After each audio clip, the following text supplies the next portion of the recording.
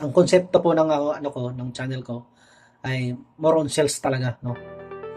Nagano ako dito para magkaroon ako na gusto ko yung magkaroon ng question yung mga tao na bakit ano pa yung ginagawa nitong tao na to, bakit ang madalas nag-flex ng pera, no? Pero hindi po yun ang ano po, hindi po yung purpose para magmamayabang.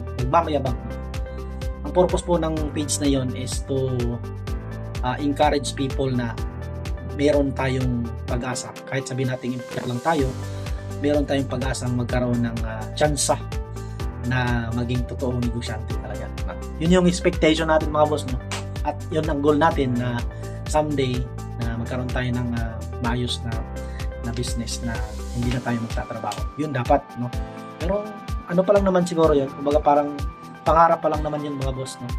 Kumbaga kung sa goal siguro nasa mga 40% pa lang na sigurado akong ma-achieve ko yung goal na yun.